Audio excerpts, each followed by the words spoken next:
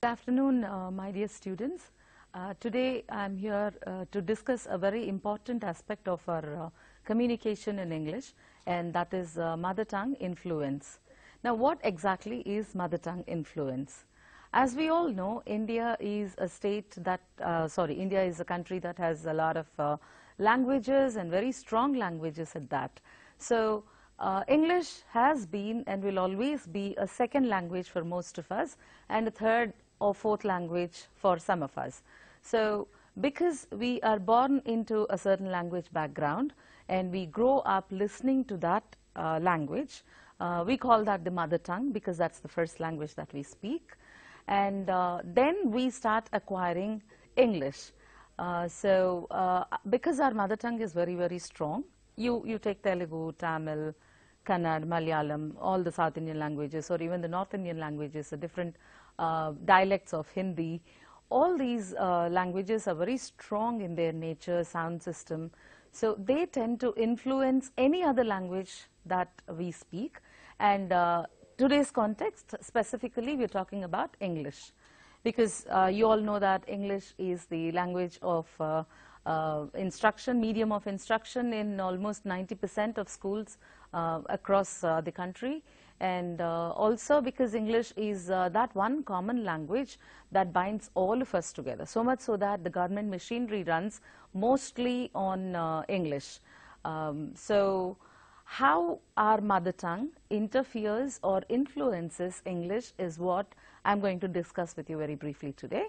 So mother tongue influence is the influence of the sounds and the pronunciation of one's native or first language on the second language, and in today's context, English. So how does this happen? How does the influence happen? It happens at the sound level, one, to begin with, and the word level, the sentence level, and the inflection, stress, or intonation pattern level. We are going to discuss all of those in the next few episodes. This is even more relevant in today's context because, like I said, India is a multilingual environment, and the languages are pretty deep and very strong.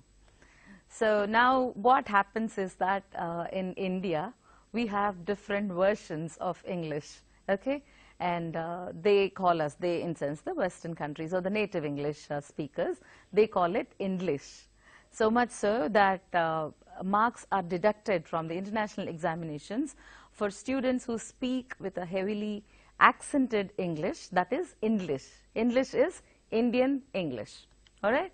Okay, so we have Hinglish, which is an influence of Hindi on English, and we have Tinglish, which is again influence of Telugu and Tamil on English, and of course Minglish, which means influence of Malayalam on English. So how does this happen? This happens because listening is our primary skill. That is, when you look at language-based communication, there are 4 pillars of language-based communication. They are listening, speaking, reading, and writing. So listening is called the primary skill because we start picking up the language, even our mother tongue for that matter, by listening only. Even when we are in our respective mother's wombs, we start listening to the mother tongue spoken by the mother. That's why it's called the mother tongue. So spoken by the mother, we start recognizing those sounds, and we grew up listening to that language. So we pick it up very, very naturally, right? Now, the same theory is applied, or the same practice is applied to any other language that we speak. So who speaks English when we are from Telugu speaking background or any other language speaking background? We listen to others speaking English. So that influences the way we speak English, okay, than Telugu. It has got its own distinctive sounds, it has got its own distinctive patterns and sentence structures, okay. But because we do not learn English from the native speakers of English, we tend to pick up what we hear from the people around us.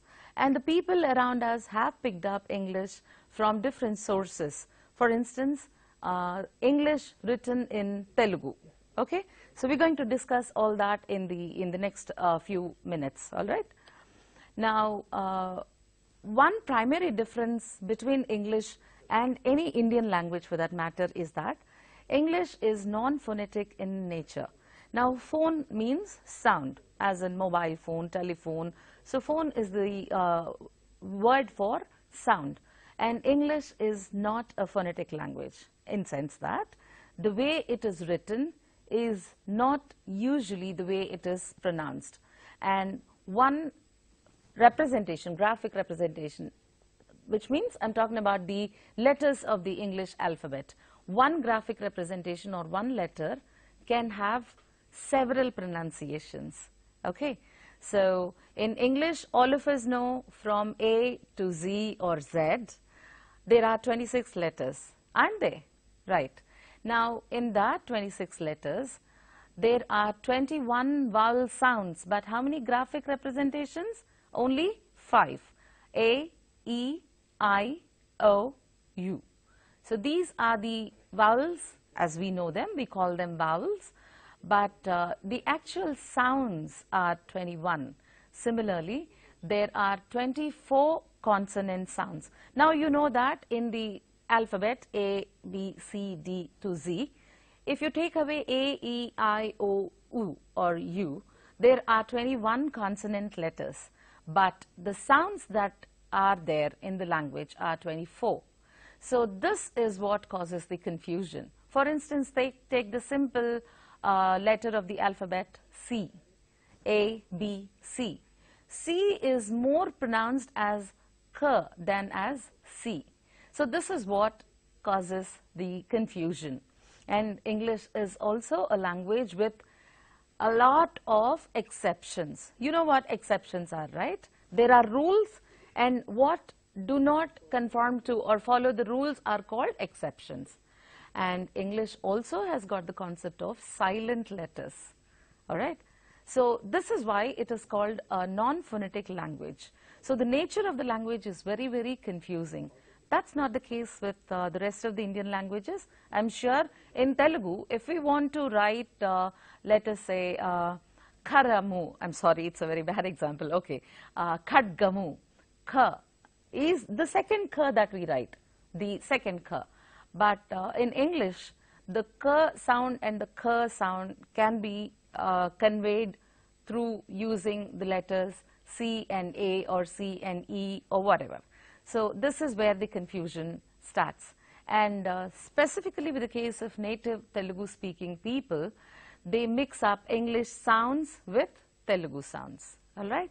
So, that is where all the confusion happens. Now, what are the building blocks of language? If we have to speak English as English and not English in Telugu or Telugu in English, okay? What do we do? What do we need to understand? So, let's first look at the building blocks of language. What are they? Let me start with the foundation level. They are called the syllables, or even lower than that, at the base of the pyramid of what we call language is the sound, basic sound. Okay, sounds come together and make syllables. All right, I'll show you an example in just a while.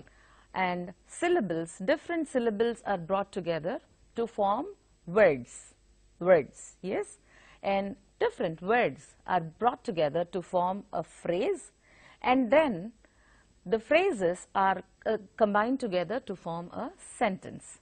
So, this is how the pyramid of the language stands. So, at the base of the pyramid of language are the sounds, and these sounds are separate for languages. There are some common sounds, but then there are also a lot of separate sounds. Now, if we mix up the sounds of Telugu in English or of English in Telugu, that is where the confusion happens. And let me tell you one thing, my friends. Grammar, vocabulary, sentence structures, all those are secondary to any language. What is primary is the pronunciation or the speech production of a language. So, let's just say that you can speak immaculate English without any grammatical mistakes, okay? But on the other hand, you have a heavy influence of your mother tongue on your English.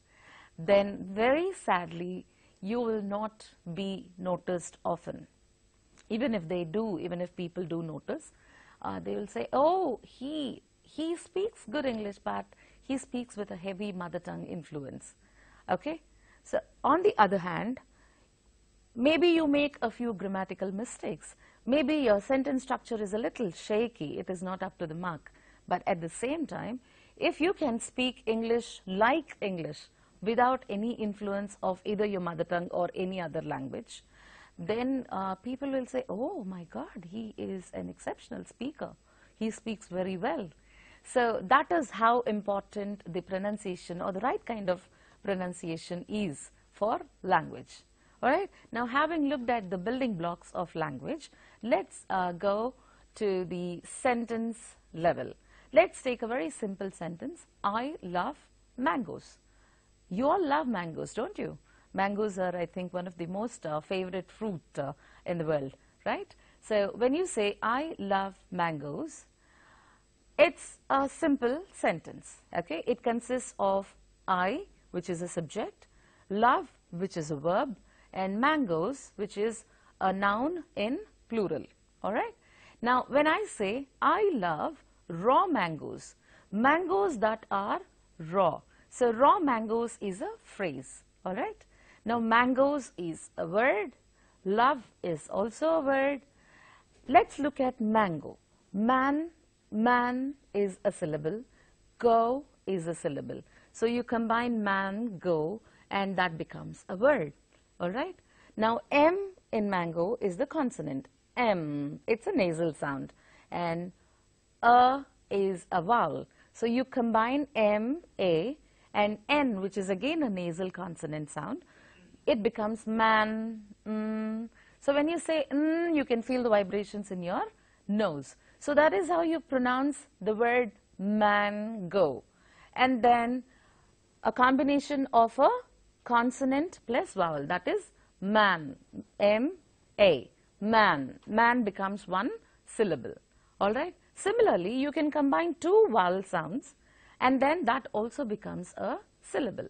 For example, a is a plus a becomes a. That's also a syllable, and a vowel plus a consonant becomes a syllable. A syllable is a complete sound. So when I ask you to, let's say, list the letters of English alphabet from A to Z, you say A, which is a vowel sound, and then you say B, all right? But B is a syllable.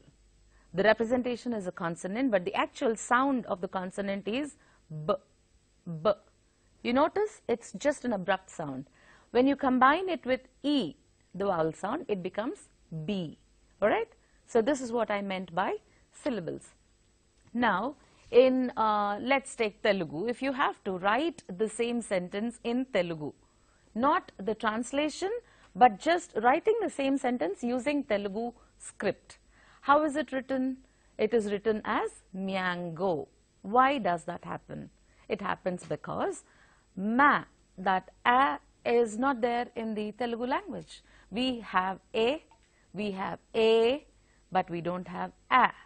We have I, but we don't have a.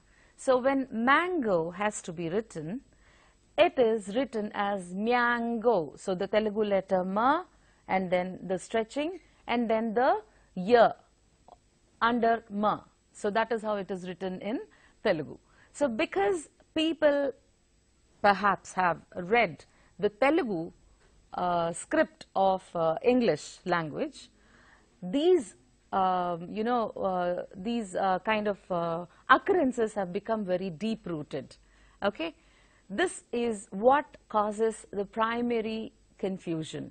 And then of course we also tend to get confused with the sounds, of course the sounds and the words and the sentences, and we go ahead and invent our own words, translating them as it is from our language, okay? So this is where the problem is. Now let's look at some words that are commonly mispronounced in Telugu. The English words, original English words, and commonly mispronounced in Telugu. You take the word apple. That's the first word we learn, isn't it?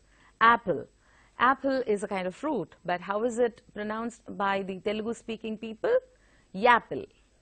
You understand where the problem is? It's apple, but it is pronounced as yapple. And the second word, very, very common word is not. Not as in the negative. I do not like mango, or I do not like a banana. Not. Now, because there is no is not there, because there is no na in Telugu, there is o, no is there, but na is not there. So we tend to write it as not, all right? And then what? You notice the sound? It's W, so it has to be wa, what. But how do we pronounce that word? What. It's a very flat sound, what. And how, the word that ends with a W, it has to be pronounced as how, how. But we pronounce it as how, because there is that ow in Telugu, right? And I mean, there are a lot of examples like this. For instance, born as in born babies. A baby is born. What do we say for that? Baran, okay? Or old is pronounced as bold. Love is pronounced as love. Auto is pronounced as auto. And table is pronounced as table, is pronounced as table, all right? So this is how the confusion happens. This is at the sound level. Now let us look at some more mispronounced words at the syllable level. How do you pronounce the word A-G-A-I-N-S-T? How do you pronounce that word? Yes, it is against. The sound is very slight at the beginning, and the focus or the emphasis is on gain, so it's against. But how it is written in Telugu? Against. So the sa becomes sha, against becomes against. All right. Same is the case with the word construction. We do not pronounce it as construction. We pronounce it as construction, because that is how it is written in Telugu. All right. Instruction is pronounced as instruction. Wonderful is pronounced as wonderful. So for us, there is no distinction between a w, which is the sound of W, and v, which is the sound of V. So we interchange them. We use them interchangeably. So in order to say the word wonderful, we say wonderful. And didn't, we say didn't. You understand? Didn't. See how it lands on the last syllable. Didn't. Actually, it is not pronounced at all. It's didn't. So it remains in the mouth. All right. So same is the case with character. We say character. It is actually written as character in Telugu. And Xerox. Any word that begins with the X, the alphabet X, is pronounced with a Z. Okay, so it is Xerox. And by the way, Xerox is a proper name. It's the name of a company that first invented a photocopier or first manufactured a photocopier. Now that name has become synonymous with photocopies. We say we got a Xerox copy, or we want a Xerox copy. We make it a point to pronounce that X as X. So we say Xerox or even Xerox. So it is actually a Xerox. All right. Now, a very, very simple vowel like a. All right. Now, we have the vowel in the initial position, we have the vowel in the middle position, and we have the vowel sound in the end position. All right. Now, let us look at the sound a. We do use that in grammar, don't we? We have an indefinite article that is just a. How do we pronounce that in Telugu? Ya or ye. ye. I like ye, or there is ye girl. Okay? Angry is yangry. Able is yable. So if I have to give you, examples of such instances, there are a lot of instances. So what we will do is, in the next episode, we will deal with some common confusions and also mother tongue interference on the sentence level, how the sentence structure is influenced by Telugu, how the sentence structure of English is influenced by Telugu. So until then, I will hope that you will work on, think about what I said and reflect on how you pronounce these syllables and sounds and words, and then we can have an interactive session. The next episode, we will cover all these aspects. Okay? Thank you very much.